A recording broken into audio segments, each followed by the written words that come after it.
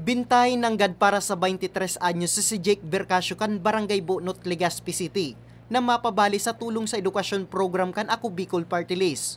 Kasubong aga, kan maresibi niya ang 5,000 pesos na educational assistance. Sabi niya, nakatagama para sa thesis ang naresibi niyang ayuda. Graduating na kaya siya sa kursong Food Technology sa Bicol University. Malaking tulong po ito sa akin, lalo na pong ngayong 4th-year student na po ako sa Bicol University College of Food Technology.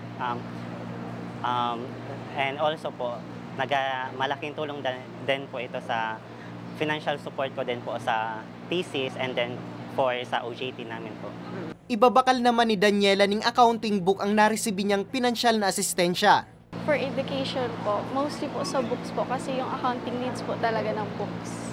Thank you po sa 5K. Sana mas dumami pa po yung matulungan niyo. Thank you.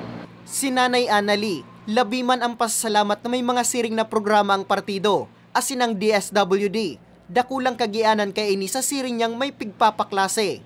Nowadays po, ang mahal na ng mga ngayon gastusin. May mga anak din ako na nag-aaral. Malaking po, nakakatabang po. Ngunya na aldaw ang ikatulong payout kang tabang sa edukasyon kan partido. Katuwang ang DSWD Bicol.